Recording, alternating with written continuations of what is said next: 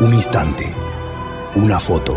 Hemos venido aquí hoy a muchas cosas. Una época de cambios que devienen un cambio de época. A muchas cosas, a caminar, a marchar, a saltar, a cantar. Una frase, un sentimiento colectivo, las ganas de hablar de nosotros en nuestro idioma. Pero entre tantas cosas de las que hoy hemos venido a hacer aquí a Mar del Plata hoy, nuestros problemas, nuestras soluciones, nuestra América adulta y soberana. Y cada uno de nosotros trajo una pala. Un fantasma recorre Europa y el mundo entero. Una pala de enterrador. Un continente que expone a la faz del mundo entero sus conceptos, sus fines, sus aspiraciones. Y una frase que lo resume todo. Porque aquí en Mar del Plata, gritada en el lugar indicado, está la tumba del Alca. En el momento exacto. Vamos a decirlo. Alca, Alca, al carajo. A partir de este momento, Alca, Alca, al carajo. Las fronteras se abren y la patria se agranda. Esto es Al Carajo. Noticias, política y cultura de América. Esto es Al Carajo. Alca, Alca, Alca, al carajo. Alca, Alca, Alca, al carajo. Capítulo 29 de Al Carajo de este año 2024, temporada número 15, mes de septiembre, rumbo a la última parte del año, que informativa y políticamente tiene paradas claves que van a estar en nuestra agenda periodística, que siempre está formada por las luchas, las reivindicaciones, las construcciones de los movimientos populares de cada uno de los países de América Latina y el Caribe.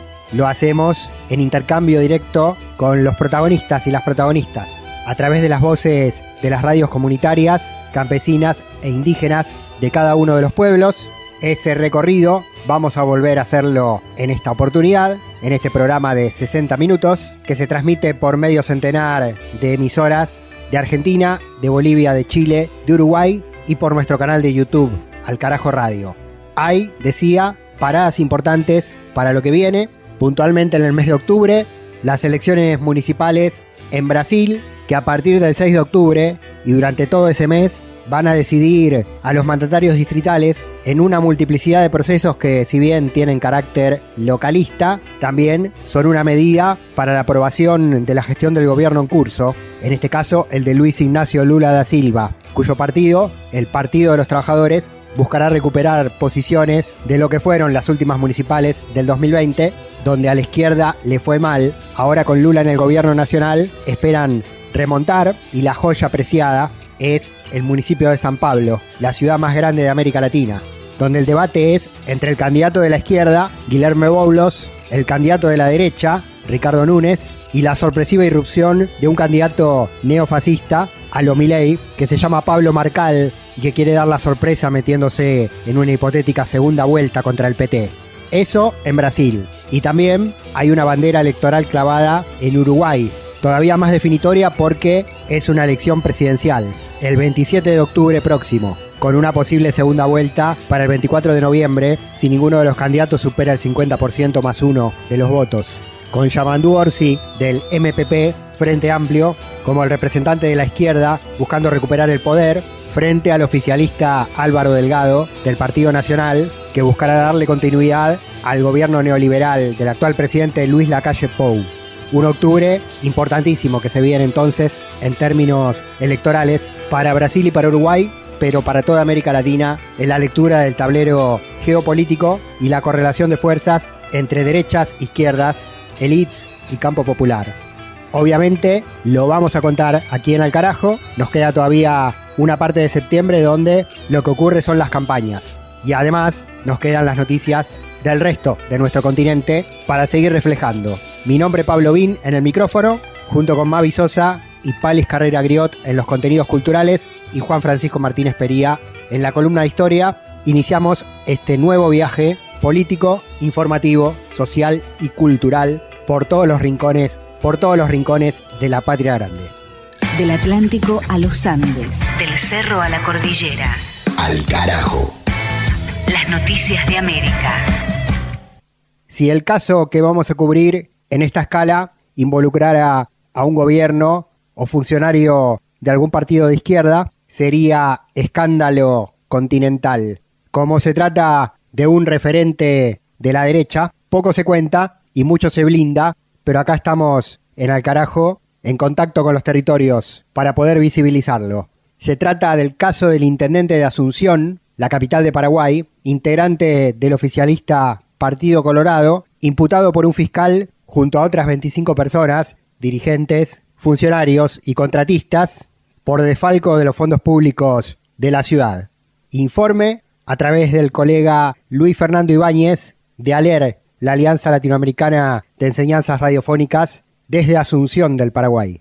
En Asunción, el intendente municipal Óscar Nenecho Rodríguez, del partido oficialista Partido Colorado, fue imputado por la Fiscalía por lesión de confianza y asociación criminal. La diputada Joana Ortega, del partido País Solidario, manifestó cuanto sigue. La Fiscalía por fin le imputa a Nenecho Rodríguez, intendente de Asunción, por un caso que lleva más de 3 años en la sombra esperando una investigación seria. Este paso es crucial para la transparencia y la rendición de cuenta que tanto venimos clamando los asuncenos y asuncenas. Nenecho intenta presentarse como un simple firmante de resoluciones, asegurando que jamás tuvo siquiera una conversación con los proveedores involucrados en estas adquisiciones sospechosas durante la pandemia. ¿Cómo puede un intendente decir que él no conocía los detalles de las contrataciones cuando él mismo autorizaba los pagos y la transferencia de esos fondos? A esto se suma su insistente argumento de que todo le parece ahora una locura. Una locura, señor intendente, nos parece la ciudad que tenemos que padecer los asuncenos y asuncenas por falta de su credibilidad, por falta de su transparencia y por falta de su gestión eficiente en manejar una capital. Una locura, señor intendente, es que la Junta Municipal de Asunción, mayoritariamente, no digo todos, pero mayoritariamente, sigan siendo cómplices de todos los hechos de corrupción que usted comete desde su lugar. Como agravante de la situación del intendente de Asunción es el haber estado amañando compras durante la grave situación de la pandemia del COVID-19, según señaló el concejal Álvaro Grau del partido Patria Querida. La Fiscalía encontró elementos para demostrar de que estaban confabulados para hacer esto, torcer compras y hacer amañar compras sostenidamente a través del tiempo. Es gravísimo esto, y de hecho están imputados no solamente el sino también otros directores y funcionarios municipales de aquel entonces y también gente que son los propietarios o representantes de estas empresas de las cuales se compraron estos insumos. Cabe destacar que el daño patrimonial asciende casi a 2.000 millones de guaraníes y se conoce como el caso de la compra de los detergentes de oro. Es toda la noticia, les informó Luis Fernando Ibáñez desde Asunción, Paraguay. Al carajo. Una crónica de la región. El siguiente título en desarrollo es sobre violencia institucional y derechos humanos. Hacemos escala para esto en El Salvador, donde se conoció un informe internacional sobre la situación que reseña múltiples hechos devenidos de la aplicación del estado de excepción, la política aplicada por el presidente Nayib Bukele para el combate a la delincuencia y a las maras, que se volvió a renovar y que las familias y organizaciones del país centroamericano denuncian como represivo y violatorio de los derechos más fundamentales. Ampliación de la noticia con Mónica Rodríguez, periodista de Radio TV Bálsamo, de y desde El Salvador.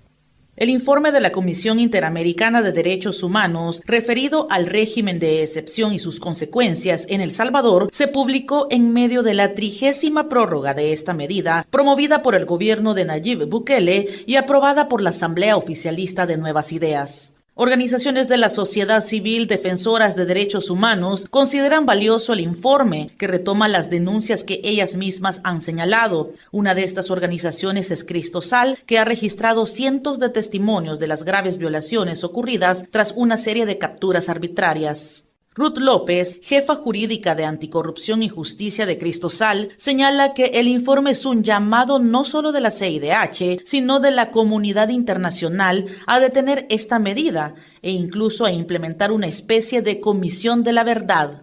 Es importante estos señalamientos que hace la Comisión Interamericana, son muy valiosos para El Salvador. Por supuesto, no nos extrañará un discurso de reacción por parte del gobierno de la República, pero yo creo que es un llamado prudente de la comunidad internacional donde, pues, si algo se está haciendo mal, ¿por qué no se puede corregir? Es decir, si hay capturas arbitrarias, mire, debieran nombrar una comisión, incluso llamar expertos internacionales, si no quieren a nadie de aquí, porque ya hemos visto cómo se desprecia en el ámbito nacional a las personas de El Salvador. Bueno, tenemos un comisionado colombiano y también trajeron a otro, etcétera, pero creo que pudiese llamarse a personas independientes, honorables, conocidos en el ámbito académico, que hicieran una especie incluso como de comisión de la verdad. O sea, es un esfuerzo que tiene que hacer el país, también porque no todo es perfecto, porque no somos perfectos, somos seres humanos. Entonces, en los procesos también se cometen muchos errores y lo que no se vale es que sigan pagando los inocentes, las personas que no han cometido delitos, que sigan pagando por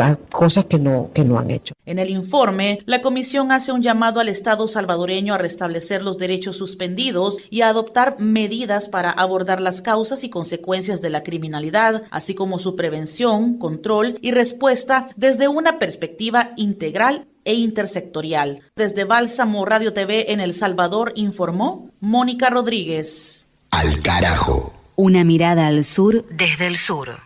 Y llegamos hasta Perú con las repercusiones de la muerte del dictador Alberto Fujimori del pasado 11 de septiembre y las reacciones políticas de sus partidarios y de sus detractores, que son estos últimos sectores populares, organizaciones de derechos humanos y familiares de las víctimas de las masacres, persecuciones y desapariciones forzadas ocurridas bajo su gobierno de facto, que en los años 90 disolvió el Congreso e instaló un régimen neoliberal. El máximo repudio es contra el actual gobierno de Dina Boluarte y su decisión de emprender una serie de reconocimientos y homenajes y haberle hecho al condenado por responsable de crímenes de lesa humanidad Fujimori un funeral de Estado, poniéndolo en paridad con el resto de los presidentes de la historia democrática. A través de las redes comunitarias de Lima, de Puno, de Arequipa y de las distintas regiones del Perú, compartimos en Al Carajo la reacción de Gisela Ortiz, hermana de una de las víctimas de la masacre de la Cantuta durante el fujimorismo, y del congresista del partido Verdad y Honradez, Johnny Lescano.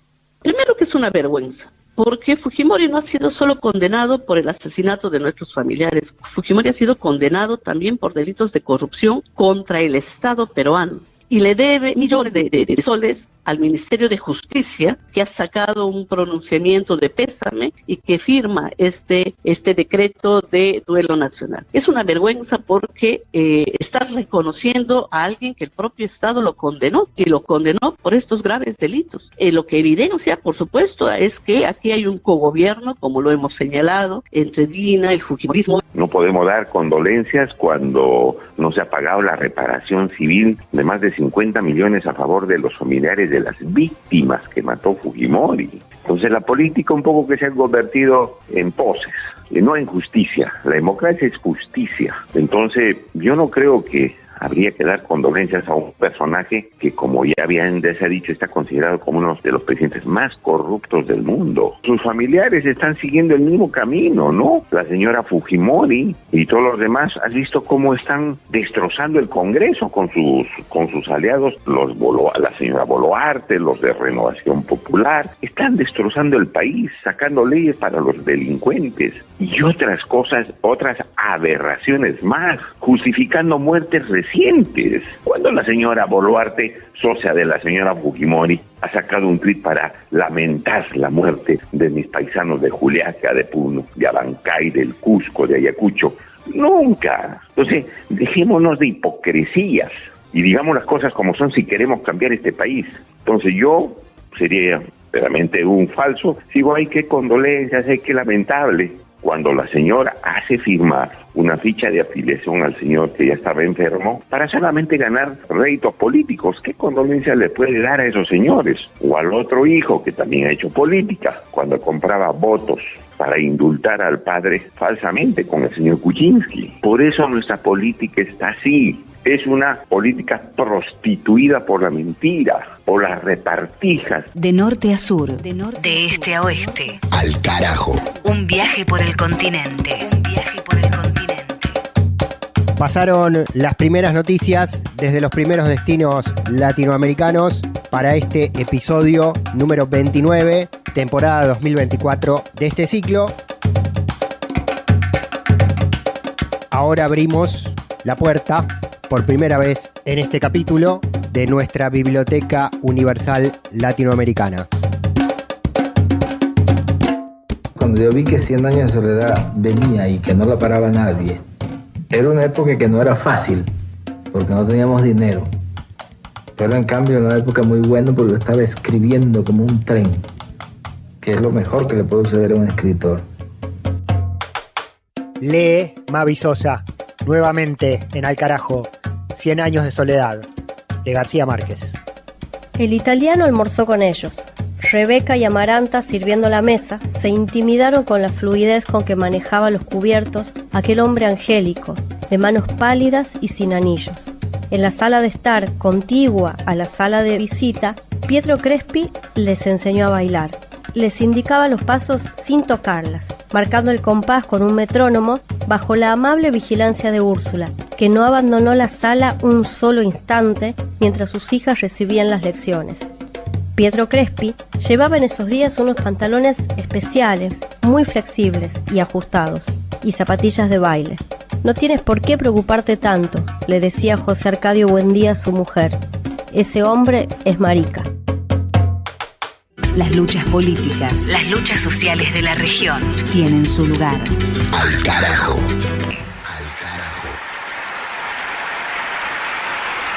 Yo les digo a ustedes, compañeros de tantos años, se los digo con calma, con absoluta tranquilidad. Yo no tengo pasta de apóstol, ni tengo pata de Mesías. No tengo condiciones de mártir. Soy un luchador social que cumple una tarea, la tarea que el pueblo me ha dado, pero que lo entiendan aquellos que quieren retrotraer la historia y desconocer a la voluntad mayoritaria de Chile. Sin tener carne de mártir, no daré un paso atrás, y que lo sepan, dejaré la moneda cuando cumpla el mandato que el pueblo me diera. Solo acribillándome a balazos podrán impedirme voluntad que hacer cumplir el programa del pueblo.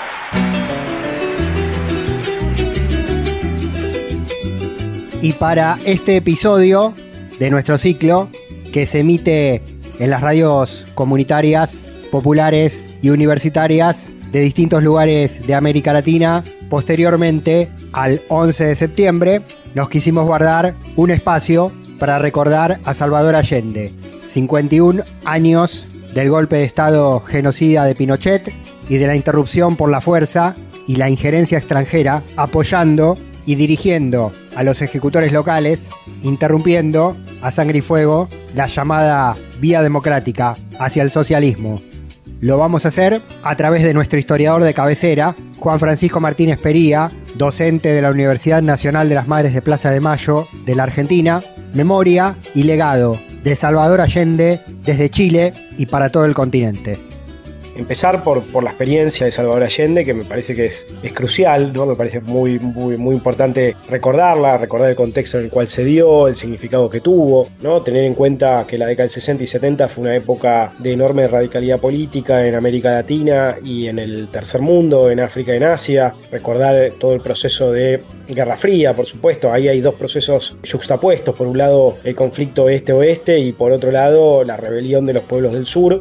¿no? Que en su momento ya hicimos una columna sobre eso, ¿no? De la Segunda Guerra Mundial adelante, la descolonización, la conferencia de Bandung, la rebelión, la guerra de Vietnam, ¿no? La Revolución China, la independencia de Ghana y las independencias de África, todo ese proceso muy convulsionado, y en América Latina, por supuesto, la Revolución Cubana y su enorme impacto. Ahí, en el medio de todo eso, se dio el triunfo de Salvador Allende en 1970, que fue importantísimo, que abrió una brecha de esperanza, que se vio como la posibilidad de hacer un camino alternativo, ¿no? Al de las experiencias revolucionarias armadas, entendiendo que se podía avanzar al socialismo de forma pacífica y democrática. Algo que hay que tener en cuenta es que muchos analistas pensaban, y la propia Unidad Popular pensaba, y Salvador Allende pensaba, que Chile tenía características particulares, que Chile era un lugar donde había una larga historia de militares profesionales, sin una fuerte intervención en la política directa, donde la izquierda estaba muy institucionalizada y donde se creía, digamos, que a través de un régimen político estable y sólido, mucho más sólido que el de otros países, como el de la Argentina, por ejemplo,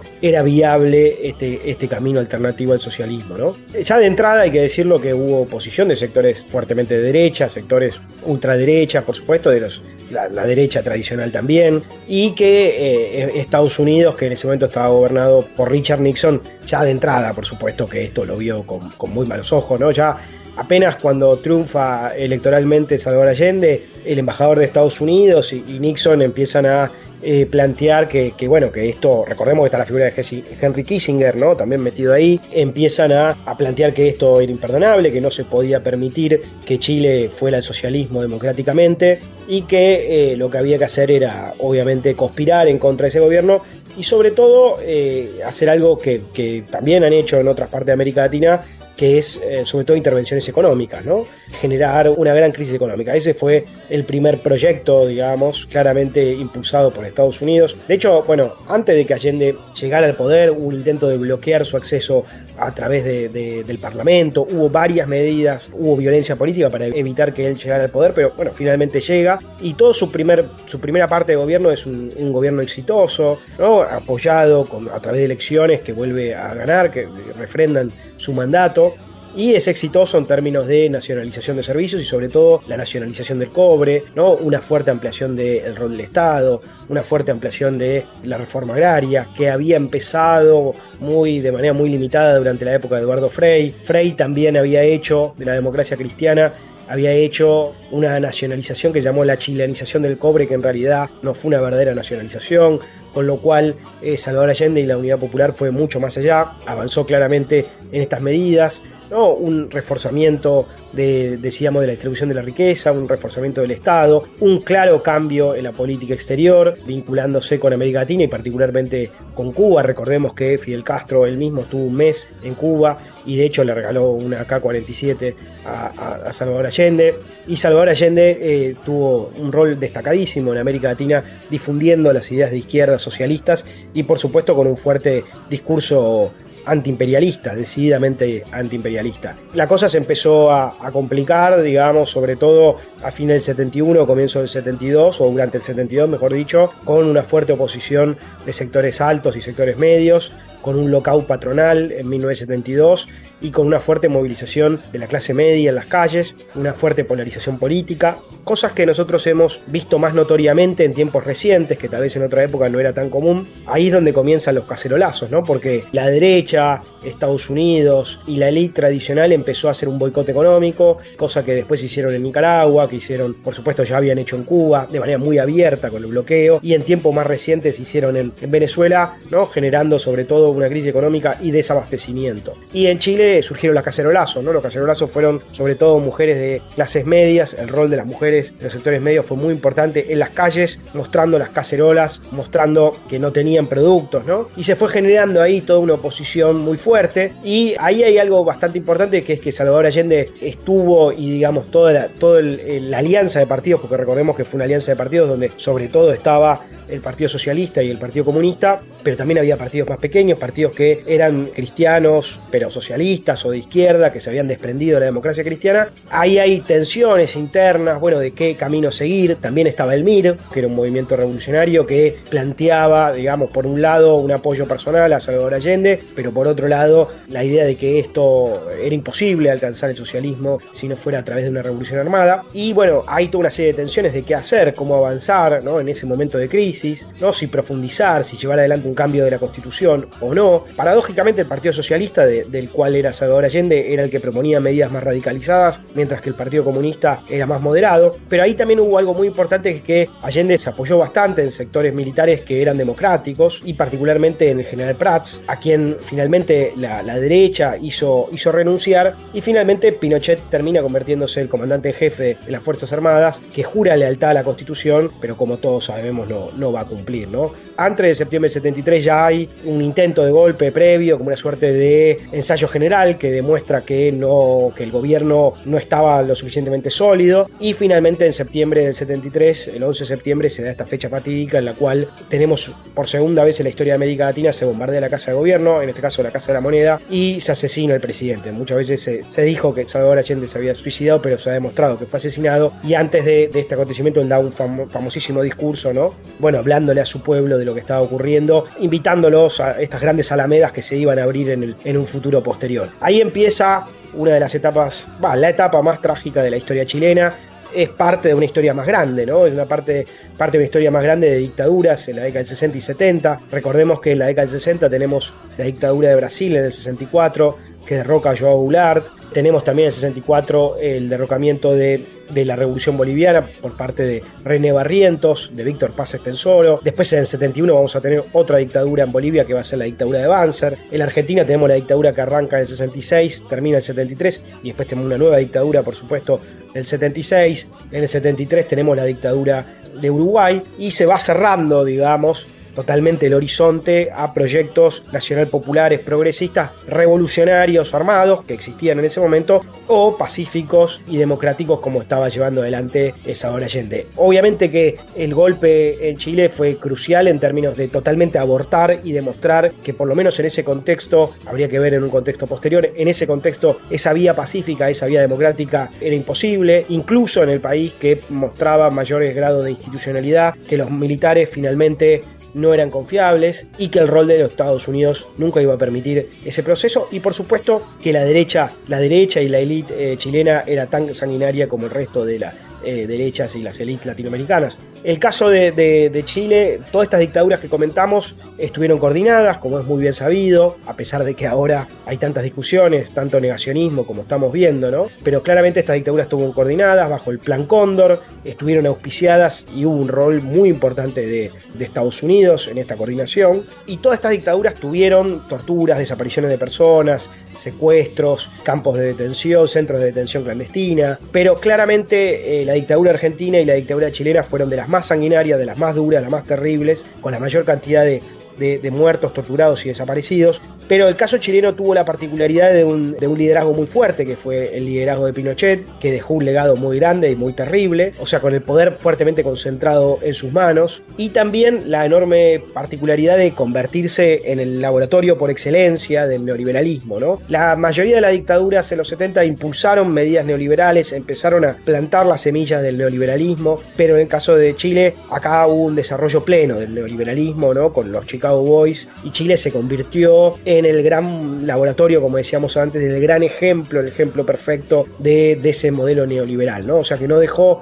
solamente un proceso genocida y un proceso de violación de los derechos humanos y de tortura y de silenciamiento y de censura y una gran crisis cultural, sino a la misma vez un modelo neoliberal que privatizó todo lo que había para privatizar, una gran destrucción del Estado, una enorme represión del movimiento obrero, el movimiento cultural. Chile además es importante en términos culturales, en la década del 70 se había vuelto un lugar de gran despertar crítico, de intelectualidad crítica del pensamiento latinoamericano. Para darte un ejemplo, Pablo, y a la audiencia, Chile era un lugar de exilio de muchos intelectuales que dieron nacimiento, por ejemplo, a la teoría de la dependencia. Totonio dos Santos, Rui Mauro Marini, Vania Bambirra, entre otros, crearon un centro para pensar críticamente la economía capitalista y la economía latinoamericana, ese centro después fue convertido en un centro de inteligencia de la derecha y de la dictadura, ¿no? Como un gran ejemplo de esto, ¿no? Se cerró ese centro y en el mismo lugar de ese centro pusieron un centro de inteligencia de la dictadura. Así que Chile se convirtió, digamos, fue una dictadura de las más duras, instauró un sistema neoliberal que hasta el día de hoy en Chile sigue perviviendo, digamos, de forma fantasmagórica, no termina de morir, como decía una vez Álvaro García Linera, un neoliberalismo zombie, que lamentablemente en América Latina es un zombie que tiene mucha vida, y como es sabido, la dictadura chilena se legitimó a sí misma a través de unos referéndums muy poco democráticos, en 1980, absolutamente no democráticos por supuesto, y absolutamente ilegítimos, y en 1980 se hizo un cambio constitucional, se estableció una constitución muy, muy conservadora, y finalmente Pinochet termina, digamos, cayendo a través de un nuevo referéndum, pero como es bien sabido, después hubo todo un proceso democrático que implicó una democratización muy parcial en Chile, con un escasísimo conocimiento sobre lo ocurrido en el pasado, con juicios a los culpables, ¿no? Muy diferente a lo que ocurrió en la Argentina, pero muy similar a lo que ocurrió en Brasil y en Uruguay, con todavía una fuerte sección, una porción de la población que sigue reivindicando la dictadura, y sobre todo con una enorme continuidad del modelo neoliberal, ¿no? El modelo neoliberal, tanto en términos políticos como culturales y económicos, se mantuvo, ¿no? En Chile muy claramente, ¿no? Mientras que otros países empezaron en los 90 a continuar las semillas que habían planteado las dictaduras, Chile había quedado con un modelo neoliberal que se mantuvo y que terminó estallando en el 2019, pero que todavía, como decíamos antes, es un neoliberalismo zombie. Así que la profundidad de la dictadura de Pinochet ha sido gigantesca y todavía Chile sigue marcada por esa historia.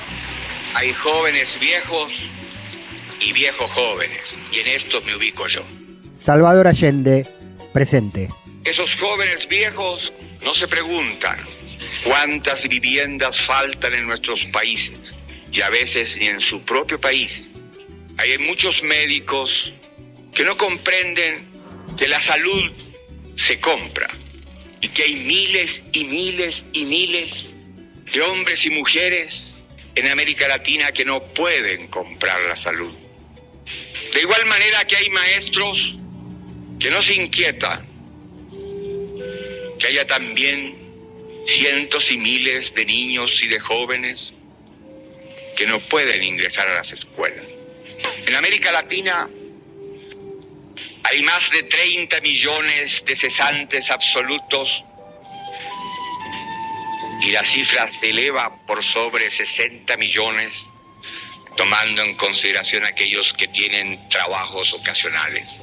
Para que termine esta realidad brutal se requiere un profesional comprometido con el cambio social.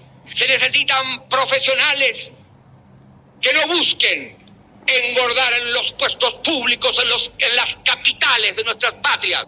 Que la obligación del que estudió aquí es no olvidar que esta es una universidad del Estado, que la pagan los contribuyentes, que la inmensa mayoría de ellos son los trabajadores y que por desgracia en esta universidad y como en las universidades de mi patria, la presencia de hijos de campesinos y de obreros alcanza un bajo nivel todavía.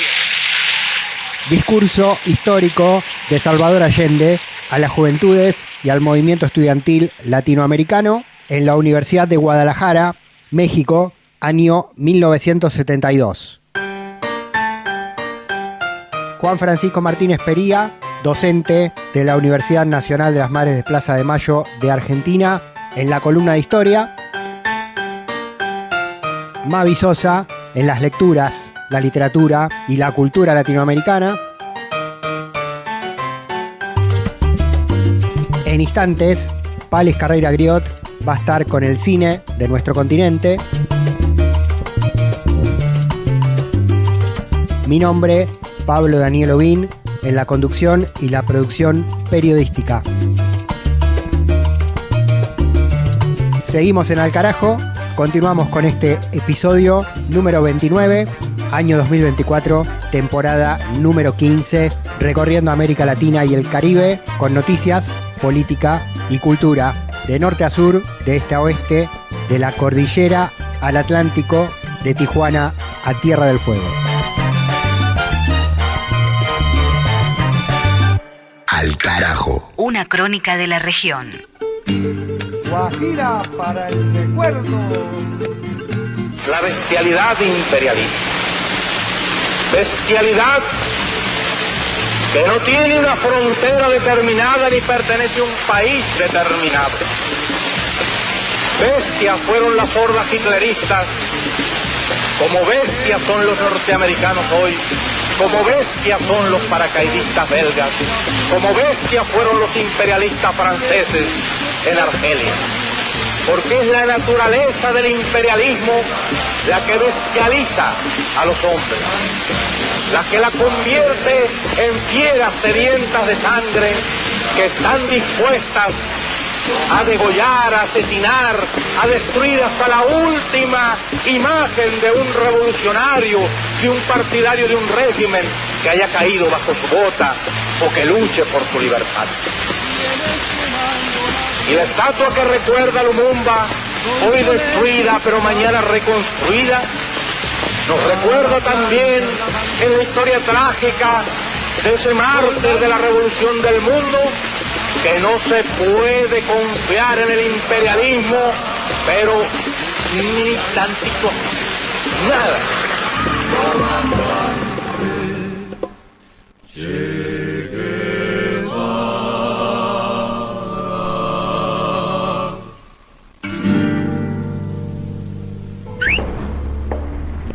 No intentes correr, no puedes escapar, te tenemos controlada.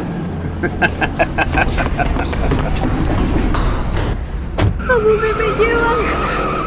36 años de guerra en Guatemala dejaron un saldo de 45.000 personas desaparecidas.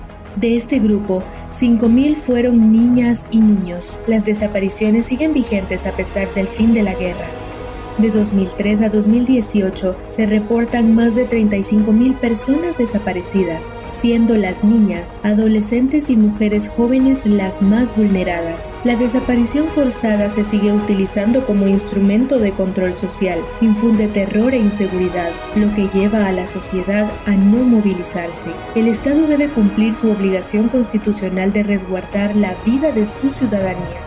Debe combatir toda práctica que viole los derechos humanos.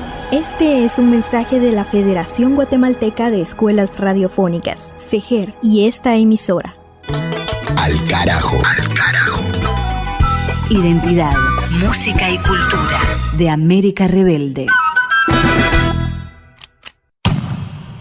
Ahora América Latina a través del cine. En Al carajo se suma a los micrófonos de este capítulo Palis Carreira Griot para contar una película hecha en Bolivia que se llama El olor de tu ausencia. Hola Palis. Hola Pablo y hola a todas las audiencias de Al carajo. Esta película, dirigida por Eddie Vázquez, se estrenó en el 2013 y es un dramón.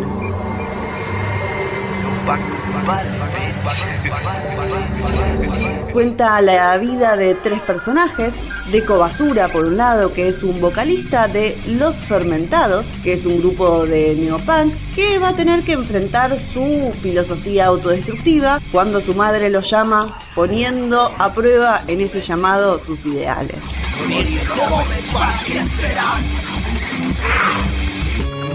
Por otro lado lo tenemos a Snake, que regresa a Bolivia después de haber estado en Estados Unidos un tiempo y vuelve un poco obsesionado con recuperar dinero perdido, y en ese camino se reúne con un amigo, con Troy, y ambos empiezan a explorar la ciudad un poco en busca de venganza, un poco enfrentando su pasado y la nostalgia, y todo el tiempo con la influencia de este sueño americano. Y por último, la tercera historia, el tercero de estos personajes es Chris, que es un adolescente que un poco reflexiona su futuro sobre su reciente paternidad, que también esto lo lleva un poco a pensar en emigrar a España por la falta de oportunidades que encuentra en Bolivia. Pero del momento llegado todos se andan yendo. Todo el mundo se va, güey. También quiero hacer un reto a todos nosotros acá presentes. Pongamos el hombro para que nuestro país siga adelante. Coño, ¿qué pasó, Back to school, motherfuckers.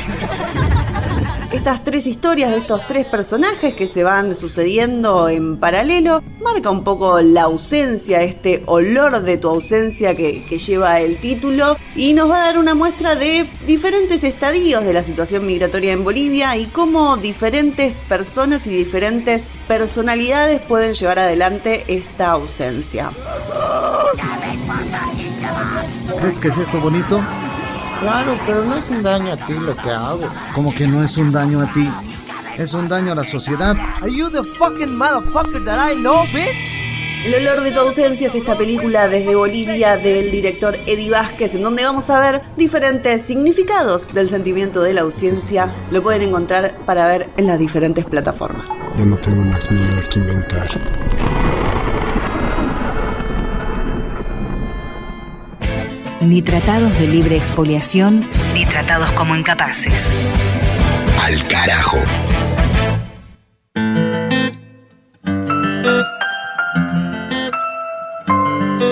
Pasó el cine latinoamericano con Palis Carrera Griot, en esta oportunidad con una muestra de la producción nacional de Bolivia. Ahora, volviendo a la política, en este capítulo de nuestro programa hemos hablado en varios sentidos de golpes de Estado y de dictadores. Desde Perú, por la muerte de Fujimori, Chile y el septiembre del aniversario del golpe de Pinochet contra Allende, y ahora vamos a hablar de Honduras y otra modalidad de intento de interrupción del proceso democrático que denuncia la presidenta del país centroamericano, Xiomara Castro, y que son los golpes, entre comillas, blandos, con el lawfare, las operaciones mediáticas y judiciales y la intervención extranjera. El país atraviesa en los últimos días un sacudón político por la publicación de un video de Carlos Zelaya, hermano del expresidente y líder del partido oficialista Manuel Zelaya y cuñado de la presidenta Xiomara Castro, donde se lo ve supuestamente negociando con empresarios vinculados al narcotráfico ayudas económicas para campañas políticas.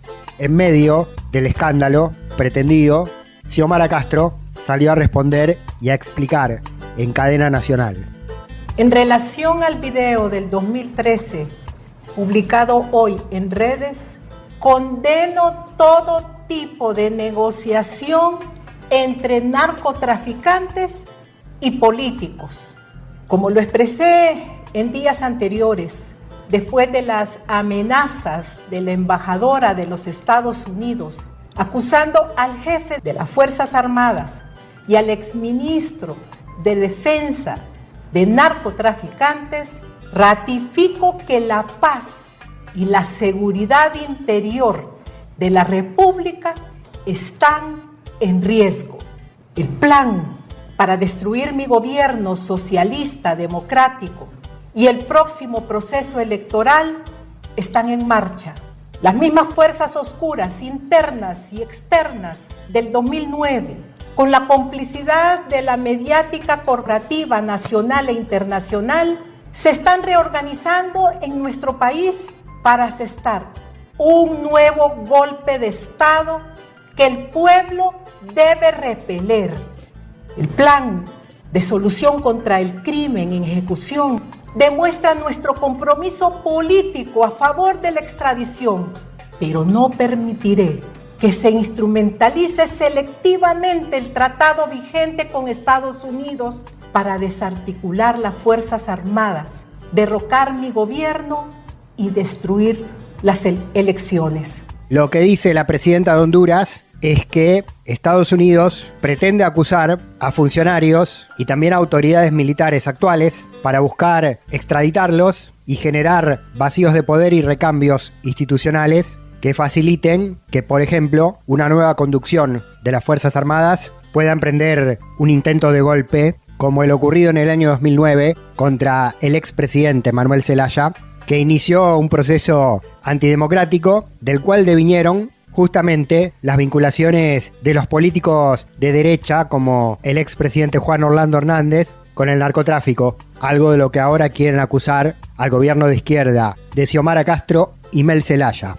En el transcurso de los días y con el devenir de los acontecimientos, desmentidas y posicionamientos, el medio internacional que publicó el video que involucraría a Carlos Zelaya, el cuñado de la presidenta, en una negociación con narcotraficantes, el portal Inside Crime y el periodista que hizo la revelación, Steven Daley, terminan reconociendo que no hay mayores pruebas que relacionen al actual gobierno del Partido Libertad y Refundación con esas acusaciones de vínculos con el narcotráfico.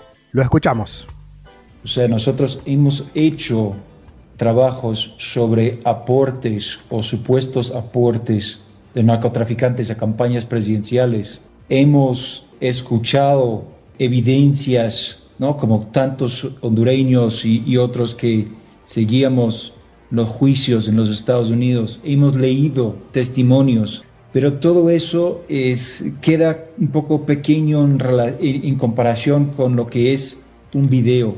El video es como genera un tipo de impacto que es distinto a otros tipos de pruebas y por eso sabíamos que iba a generar un afecto que ha generado hasta ahora. En primer lugar, hace 11 años que pasó todo esto, ¿no? Y además, pues, como bien dijo el mismo Carlos Zelaya, no hay, digamos, pruebas de que aceptó el dinero.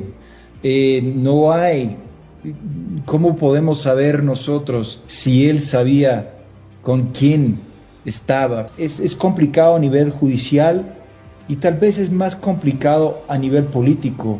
El mismo Carlos Zelaya lo decía, pues me llamaron unos empresarios. De alguna manera tiene razón también, o sea, son empresarios importantes que hay que escuchar y ellos van a dar aportes. Bueno, por un lado el escándalo mediático, por el otro el impacto político y por otro carril la vía judicial. Para la oposición de derecha en Honduras, una posibilidad de golpear al gobierno de Xiomara Castro en su credibilidad en un país en el cual la vinculación política y narcotráfico está del lado de la derecha. El expresidente Juan Orlando Hernández, del Partido Nacional, está condenado por narcotráfico y su esposa investigada por lavado. La estrategia ahora es la que se aplica de manual en muchos lugares del continente, la de buscar imponer que son todos lo mismo y mezclar a la izquierda también en esa misma sensación de la existencia de un narcogobierno. Las próximas elecciones presidenciales hondureñas son en el 2025. Todo indicaba hasta ahora una muy posible reelección de Xiomara Castro y la continuidad del Partido Libertad y Refundación en el gobierno. Este escándalo busca enturbiar esa posibilidad y en el marco más extremo, lo que denuncia el oficialismo, el intento no solo de desestabilizar políticamente, sino de preparar el terreno para un golpe de Estado, para lo cual ese plan necesitaría descabezar a las actuales Fuerzas Armadas, cuyos jefes hasta ahora se han mostrado comprometidos con la continuidad democrática. ¿Y quién está en medio de todo esto? Según Xiomara Castro y Manuel Zelaya, otra vez, como muchas veces en la historia, de los golpes de Estado en nuestra América Latina, el que opera desde el norte es Estados Unidos. La escuchamos por último en este informe desde Honduras a la presidenta hablando de la relación de su gobierno y de su país frente a esta nueva amenaza de intervención extranjera. Esos que hoy me señalan y que hoy se lamentan cuando llaman que no hay que pelearse con amigos. Yo entiendo que tenemos amistades y amigos y relaciones económicas con países, pero esas relaciones tienen que ser de respeto y no de injerencia. Eso para nosotros es importante. Yo siempre dije que este gobierno iba a ser un gobierno de transición, de la dictadura a la democracia, pero estamos haciendo más de lo que nos habíamos planeado y de lo que habíamos proyectado, que se está fraguando un plan en contra de mi gobierno. Y eso es importante que el pueblo lo sepa. Atacaron al jefe de las Fuerzas Armadas y al ministro de Defensa en nuestro país. Miren lo delicado que eso significa. Un ataque que no podemos permitir porque debilita a la institucionalidad de las Fuerzas Armadas. No solamente eso, pone en precario el proceso electoral que se avecina. Nosotros ya pasamos un golpe de Estado, ya vivimos lo que eso significa.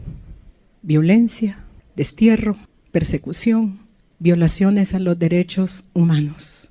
Yo quiero prometerle al pueblo hondureño que no más golpes de Estado.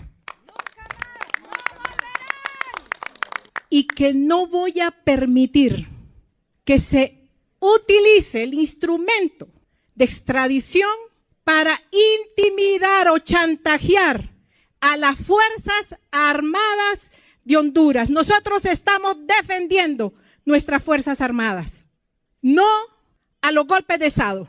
Vamos a seguir construyendo la Honduras que el pueblo hoy está construyendo junto con mi gobierno. Vamos a seguir construyendo la paz y la unidad que el pueblo hoy necesita. Xiomara Castro, presidenta de Honduras. De norte a sur, de este a oeste. Al carajo. Un viaje por el continente.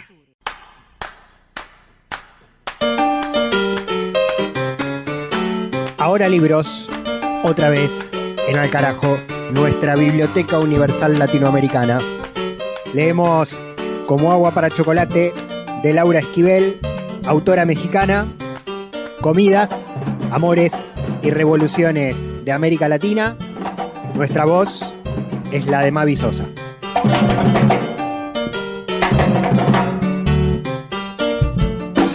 Los pechos de Tita se habían secado de un día para otro, por la pena que le causó la separación de su sobrino. Mientras buscaba lombrices, no podía dejar de pensar en quién y cómo se estaría alimentando a Roberto. Este pensamiento la atormentaba día y noche. En todo el mes no había podido conciliar el sueño ni un instante. Su único logro durante ese periodo había sido el de quintuplicar el tamaño de su enorme colcha. Chencha llegó a sacarla de sus pensamientos de conmiseración y se la llevó a empujones a la cocina. La sentó frente al metate y la puso a moler las especias junto con los chiles. Para que se facilite esta operación, es bueno poner de vez en cuando unos chorritos de vinagre mientras se muele. Por último, se mezcla la carne muy picada o molida con los chiles y las especias y se deja reposar largo rato, de preferencia toda una noche. Aquí se queda la clara, la entrañable transparencia de tu querida presencia, comandante Che Guevara. Terminamos.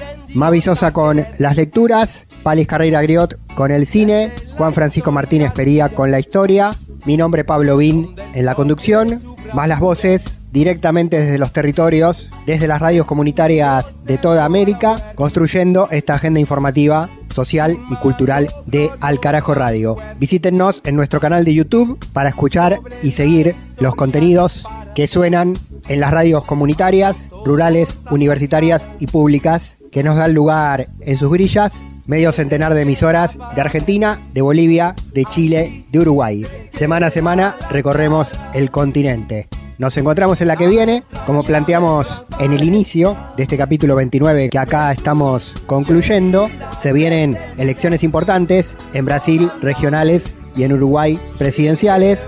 Se mueve el tablero político del continente y lo vamos a seguir contando desde este programa de radio. Será hasta la próxima. Esto fue Al Carajo.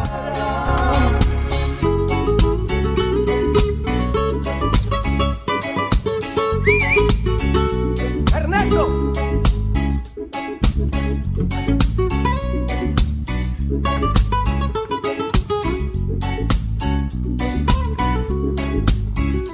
Comandante, vienes quemando la brisa. Comandante, con soles de primavera. Comandante, para plantar la bandera. Comandante, con la luz de tu sonrisa, tu amor revolucionario te conduce a nueva empresa,